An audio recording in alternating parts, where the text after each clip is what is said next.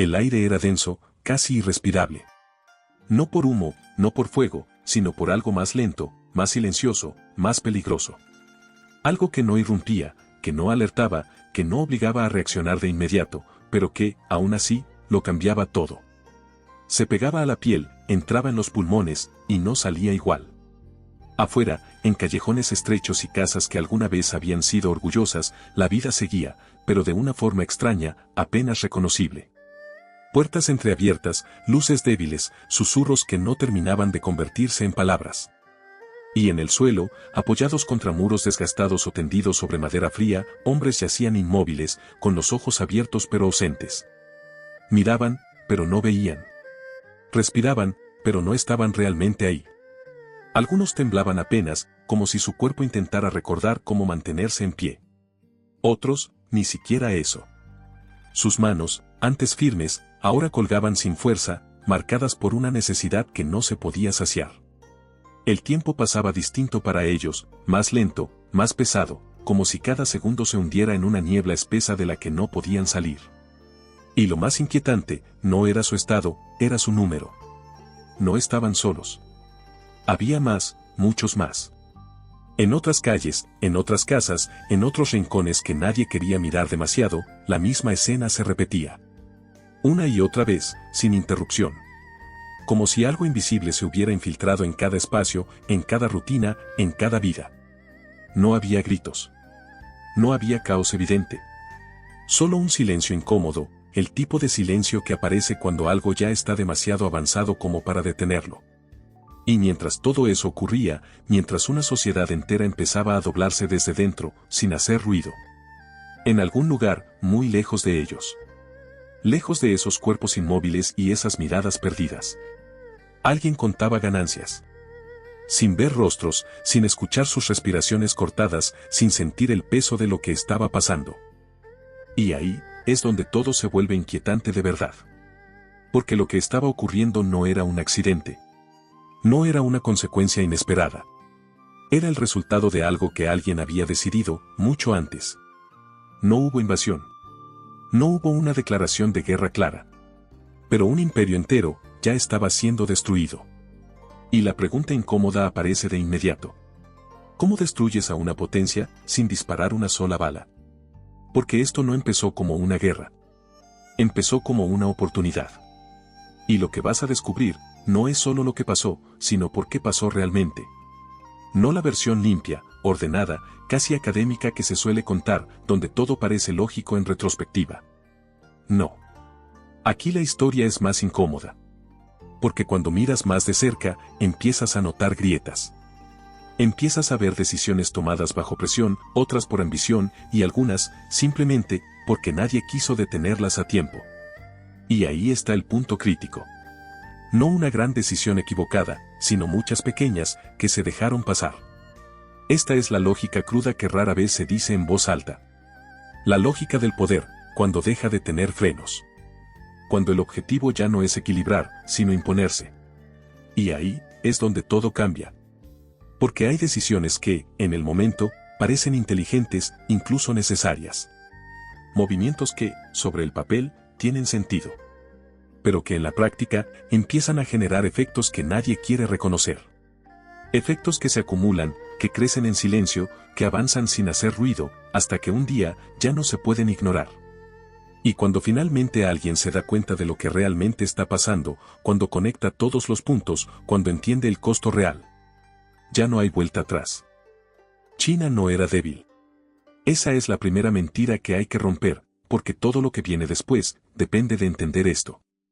Durante siglos, no solo fue fuerte, fue dominante.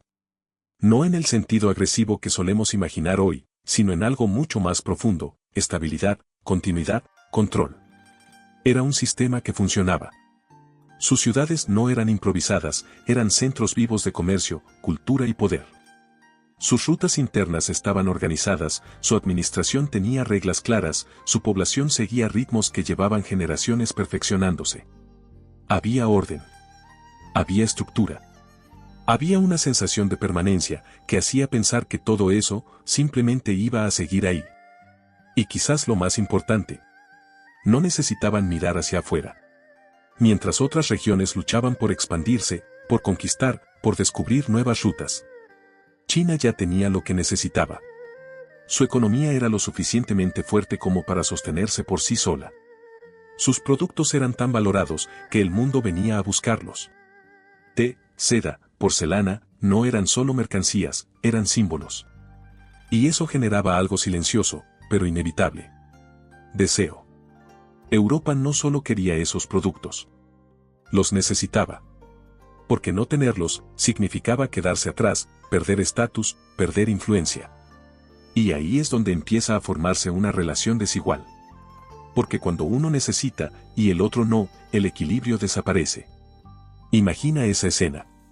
Barcos europeos cruzando océanos enteros, enfrentando tormentas, invirtiendo recursos, arriesgándolo todo. Solo para llegar a puertos donde no tenían poder real de negociación. Llegaban con la intención de comerciar. Pero sabían que estaban en desventaja. Porque China no estaba esperando. No estaba necesitando. No estaba negociando desde la urgencia, sino desde el control. Y eso era profundamente incómodo. Porque para las potencias europeas, acostumbradas a imponer condiciones, encontrarse con un imperio que simplemente no las necesitaba, era una anomalía. Entonces aparece la pregunta que empieza a incomodar a quienes toman decisiones. ¿Cómo negocias con alguien que no necesita nada de ti? Y más importante aún, ¿cómo cambias esa situación sin perder? Porque en ese momento, Europa no tenía el control. No decidía las reglas. No marcaba el ritmo. Y para potencias acostumbradas a dominar, eso no era sostenible. Y ahí, justo ahí, es donde la historia empieza a girar. Porque cuando el comercio no te da poder, buscas otra forma de obtenerlo. Y entonces, aparece el opio. Pero no como una casualidad ni como un error, sino como una solución cuidadosamente elegida, como una herramienta diseñada para forzar una puerta que simplemente no se abría. Ahora detente un segundo, y piensa esto. ¿En qué momento vender una droga masivamente a otro país deja de ser un crimen y se transforma en una estrategia de Estado? Porque eso es exactamente lo que ocurrió. Al principio fue pequeño, casi invisible, moviéndose en los márgenes de un sistema que parecía demasiado grande para verse afectado. Comerciantes privados operaban en rutas discretas, cargamentos que cambiaban de manos en silencio, intercambios que no llamaban la atención y que podían pasar fácilmente desapercibidos. Era fácil ignorarlo, fácil minimizarlo, porque parecía algo lejano, algo que todavía se podía controlar. Pero el opio no funciona como un producto normal. No se mantiene estable ni se queda donde lo dejas. Crece, se expande, se infiltra. Se desliza por los bordes de la sociedad y desde ahí empieza a empujar lentamente hacia el centro, ocupando espacios que antes parecían intocables. Y una vez que entra, no se va. Las primeras pipas no estaban en las calles, ni a la vista de todos. Estaban en habitaciones cerradas, en espacios privados, en círculos reducidos donde todo parecía mantenerse bajo control.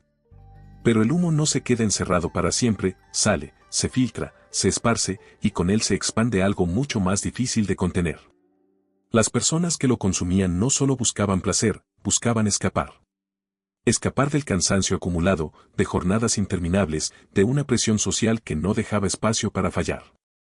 Escapar de las deudas, de las expectativas, de una vida que empezaba a sentirse cada vez más pesada, más difícil de sostener. Y el opio ofrecía algo muy específico, silencio. Un silencio artificial en el que el hambre dolía menos, en el que el fracaso pesaba menos, en el que el tiempo parecía detenerse por un momento. Pero ese silencio tenía un precio. Porque cada vez que alguien volvía, la realidad seguía ahí. Esperando. Peor. Más pesada. Más difícil de sostener. Y entonces necesitaban más, no por elección, sino porque el contraste se volvía insoportable. Ahí empieza el ciclo. No es violento ni inmediato, pero es implacable. El consumo deja de ser ocasional y se vuelve hábito, el hábito se transforma en necesidad y la necesidad termina convirtiéndose en dependencia. Las ciudades empezaron a cambiar, no de golpe, sino lentamente, de una forma casi imperceptible al principio. Hombres sentados durante horas mirando al vacío, cuerpos presentes pero ausentes, tiendas abiertas pero sin energía, mercados que seguían funcionando pero con un ritmo más lento, más pesado, como si todo se estuviera moviendo bajo el agua. Las familias también cambiaron. El dinero que antes alimentaba hogares empezó a desaparecer en pequeñas cantidades que al principio no parecían importantes, pero que con el tiempo comenzaron a sentirse. La comida se volvió más escasa, la ropa más gastada, los niños más delgados, y las miradas más tensas. Porque el opio no solo consumía cuerpos, consumía prioridades. Lo urgente dejaba de ser urgente, lo importante se volvía secundario, y lo único que permanecía era la necesidad de volver a ese estado en el que nada dolía. Y mientras eso ocurría abajo, en lo cotidiano, en lo invisible, arriba el sistema empezaba a ceder. Los funcionarios no cayeron de un día para otro. Primero aparecieron grietas pequeñas, documentos que se retrasaban, decisiones que se postergaban, leyes que se aplicaban solo a medias. Sobornos silenciosos comenzaron a circular y cada vez más miradas se desviaban hacia otro lado. El deber empezó a negociarse. Y cuando el deber se negocia, la estructura entera empieza a perder forma. Los soldados tampoco escaparon a ese desgaste. No fue traición, fue agotamiento. Fue una disciplina que se iba diluyendo poco a poco, igual que todo lo demás. Guardias distraídos, reacciones más lentas, una fuerza que seguía existiendo en apariencia, pero que ya no funcionaba igual. Y sin disciplina, incluso la maquinaria más poderosa se desarma desde dentro. Los comerciantes quedaron atrapados en el medio. Al principio todavía podían elegir, pero con el tiempo dejaron de hacerlo. El negocio dejó de ser una opción y se convirtió en una necesidad, porque cuando todo a tu alrededor empieza a girar en torno a algo, resistirse tiene un costo y no todos pueden pagarlo. Y cuando una economía depende de lo que la destruye, la línea entre sustento y ruina simplemente desaparece. Lo más inquietante es que esto no ocurrió en secreto. Estaba ahí, visible en las calles, en los hogares, en las instituciones. No era algo oculto, era algo que todos podían ver. Pero nadie lo detuvo. No a tiempo. Y ahí es donde todo se inclina. Porque mientras una sociedad se debilitaba desde dentro, al otro lado del mundo algo empezaba a cambiar. No con ruido, no con discursos, sino con números. Durante años, la plata había fluido en una sola dirección. Ahora, empezaba a quedarse. El comercio se equilibraba, pero no por eficiencia ni por evolución natural, sino por algo mucho más profundo, dependencia. Y entonces surge otra pregunta incómoda. ¿Esto era comercio o era control? Porque cuando un país depende de lo que otro le vende, el poder cambia de manos. No con ejércitos ni con invasiones, sino lentamente, casi en silencio, sin que nadie anuncie el momento exacto en que ocurre.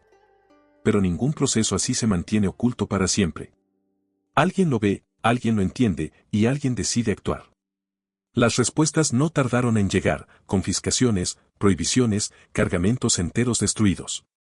Un intento desesperado por recuperar el control antes de perderlo por completo, antes de cruzar un punto sin retorno. Pero cuando se tocan intereses enormes, la respuesta nunca es suave. El silencio se rompe. Y lo que aparece no es negociación. Es fuerza. Es presión. Es una demostración clara de hasta dónde puede llegar una potencia cuando lo que está en juego no es solo dinero, sino influencia.